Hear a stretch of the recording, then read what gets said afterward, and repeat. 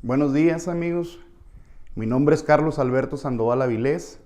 Soy asesor jurídico del Comité Ejecutivo Estatal y este día quiero platicar con ustedes un poco del campo del estudio del derecho y vamos a platicar un poco de la historia y de cómo ha evolucionado el derecho hasta el día de hoy. Vamos a reflexionar un poco de nuestra Constitución mexicana y en los campos en los que se divide el derecho. Para empezar, tenemos que platicar que el concepto de derecho proviene del latín directum y que esto quiere decir que tenemos que estar siempre apegados a lo derecho, a lo recto, a lo correcto. Y debemos asociarlo con el concepto filosófico del derecho. Me explico. Si decimos que el derecho es una ciencia jurídica, luego entonces es un conocimiento que se ha generado a través de una metodología científica. El punto es que toda ciencia tiene un origen filosófico. Nosotros sabemos que el objeto de la filosofía básicamente es responderse dos cosas.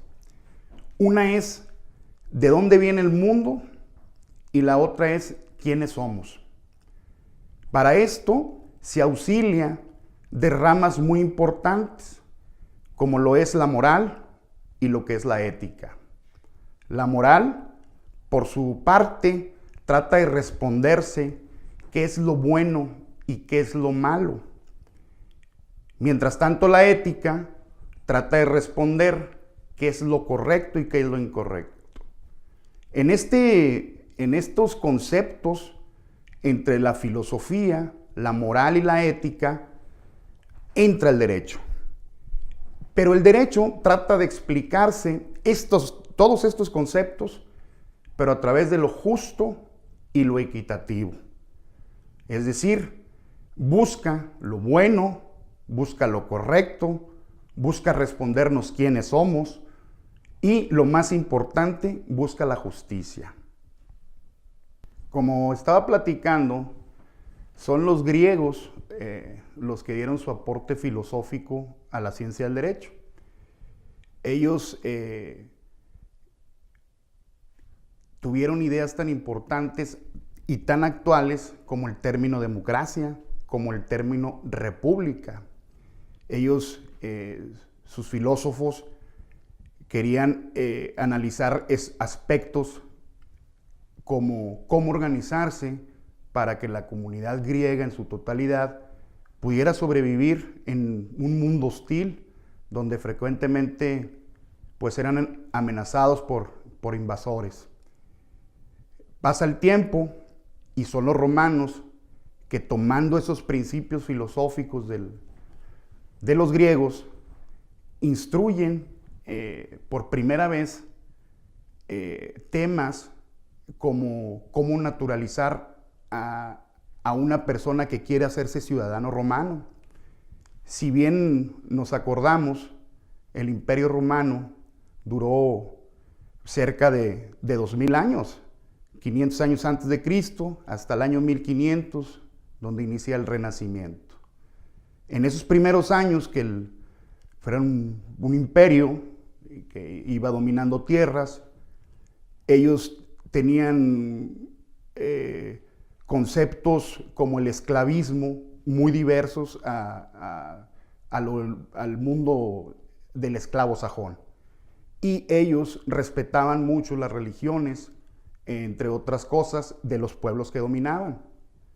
Pero había ciertos requisitos para que los nacidos de romanos en el extranjero tuvieran la nacionalidad romana y por lo tanto la protección del mismo imperio. Con el paso del tiempo, las relaciones sociales se hicieron más complejas en el Imperio Romano por la misma cantidad de gente, la cantidad de posiciones, cantidad de relaciones sociales que había. Debemos recordar que el imperio romano tuvo 3 etapas. Nació siendo imperio, fue 500 años república y cerró 500 años como imperio. Ellos, al ver la complejidad de las relaciones sociales que se iban cada vez creciendo más, se dieron cuenta que había que regularlo y crearon el Código Civil o los primeros códigos civiles que tenían que ver con cuestiones como ciudadanía, cómo heredar, el patrimonio, cómo realizar contratos de compraventa, entre otras muchas cosas. Y por otro lado, crearon el Código Penal o los primeros códigos penales. Un señor famoso, Justiniano, fue un gran promotor de estos códigos, es decir, a una conducta ilegal, a una conducta que dañe a otra persona, se le tenía que sancionar por el Estado. Y es en esta parte de la historia donde a la fecha en México funcionamos exactamente igual. Tenemos un código civil, tenemos un código penal y a su vez tenemos los códigos de los procedimientos para cada uno de ellos. Me explico. Los códigos vamos a suponer que son una receta de cocina. 20 gramos de sal, 20 gramos de pimienta. Nos va a decir qué es lo que consta aquella receta. Y el código de procedimientos nos va a decir el cómo se elabora. Y es tan importante aquello que los romanos hicieron hace más de 2000 años, o plantearon hace más de 2000 años, y a la fecha tiene vigencia. Muy bien. Entonces, recapitulando, debemos definir o podemos proponer que el derecho es un conjunto de reglas que son impuestas por el Estado y que todos los pobladores estamos obligados a cumplir. Y por otro lado, el Estado a su vez tiene la capacidad de sancionarnos en caso de incumplimiento. Muy bien. El derecho, bajo este contenido, bajo estos temas que estamos analizando, tiene una misión. Y la misión básicamente es decirle a cada quien qué es lo que puede hacer, qué es lo que debe hacer. Es darle a cada quien la certeza de que tendrá igualdad como cualquier otro ciudadano ante el Estado. En ese mismo contexto, debemos decir que el derecho es muy importante para todas las sociedades, toda vez que asegura la armonía social, asegura la convivencia social y asegura también que el que no esté de acuerdo con aquella armonía sea sancionado. Es muy importante hacer reflexiones cuando nosotros escuchamos un Estado de Derecho. Quiere decir que estamos hablando de un Estado bueno, de un Estado justo, de un Estado correcto, que se resume en un estado de armonía. Daremos un brinco en el tiempo y nos vamos a ubicar en el año 1821 en la República Mexicana. Pero antes déjenme comentar algo. Como reflexionamos cuando estábamos tratando el tema de los antecedentes, dijimos que había dos cosas muy importantes. Una era la relación del individuo con el Estado, pero a su vez, por otra parte, el Estado cómo se organiza para poder garantizar aquella convivencia social. Nosotros en México, estas dos ideas, estas dos hipótesis, las planteamos en nuestra Constitución. La Constitución política de los Estados Unidos mexicanos básicamente se refiere a dos cosas. Una, a las garantías o derechos humanos, y dos, a cómo está organizado el Estado. Obviamente, los requisitos para ser parte de aquellos poderes, que más adelantito platicaremos un poco de ellos, pero en sustancia es cómo se organiza el Estado y cuál es la relación del hombre con el mismo. Dicho lo anterior, nace una rama del derecho que específicamente estudia a la Constitución y se llama Derecho Constitucional, que estudia esos dos aspectos que hemos venido platicando. En México, como hemos de recordar, fuimos 300 años, fuimos colonia española y en 1821 logramos nuestra independencia. Es hasta 1824, con el presidente Guadalupe Victoria, se emite una constitución mexicana. Una constitución que, entre otras cosas, o su aportación sustantiva, es que abolía la lucha de las sectas, la lucha de las clases y las luchas que había por cuestiones étnicas, y nos da esa aportación de que todos nos ve como personas. Es decir, quita de la historia el concepto de esclavismo en México. Y por otro lado, es muy importante esta Constitución porque es la primera que nos crea una república, nos hace mexicanos y nos crea una identidad. Que también es cierto que por ser una constitución conservadora, estados como Texas se salen del país precisamente por esta constitución. Continuando en la historia de México, esa constitución fue vigente hasta 1857.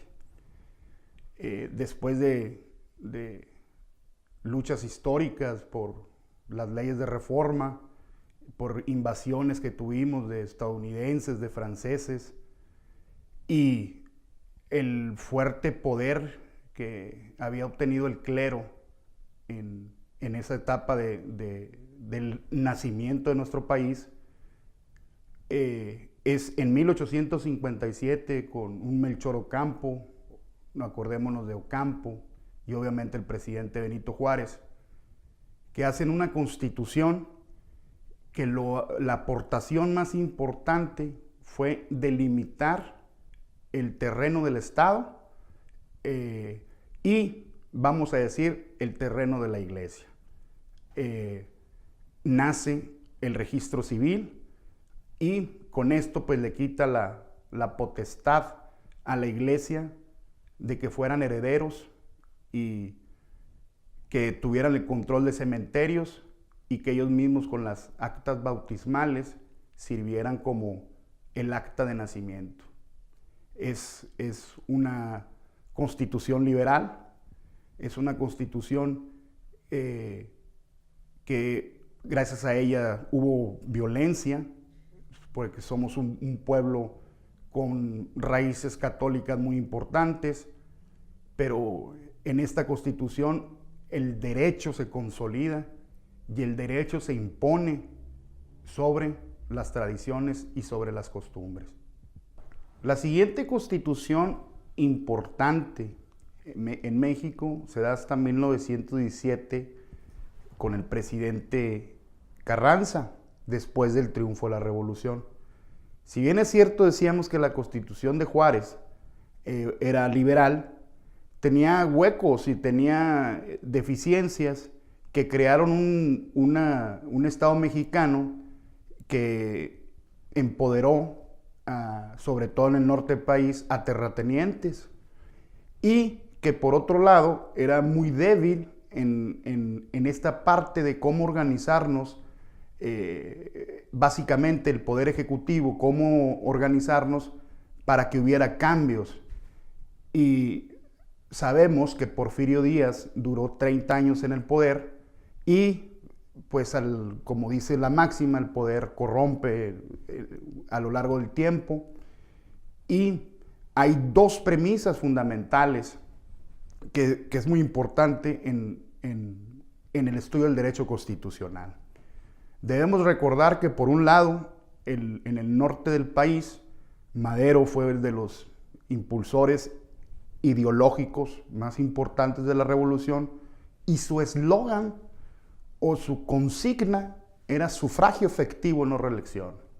Para él el problema o la situación se tenía que arreglar en México, primeramente garantizando que el voto contara y que no hubiera reelección. Por otro lado, en el centro del país, Zapata es el personaje ideológico más importante. Por su naturaleza, por sus orígenes indígenas y por sus convicciones, para él lo más importante era tierra y libertad. Él, más que una cuestión electoral, una cuestión de organización, iba a una cuestión filosófica, reitero, a una cuestión justa, a una cuestión correcta, a una cuestión buena, es decir, a un estado en armonía. Y es en 1917, con la emisión de la Constitución que tenemos y que actualmente es vigente, donde estos dos conceptos se ven plenamente aterrizados. Uno, con el derecho agrario, que es un derecho social, y se ve plasmado en la Constitución del 17, básicamente en el concepto que se llama ejido. Y con eso le garantizamos a los zapatistas la tierra y la libertad, que la tierra es de quien la trabaja.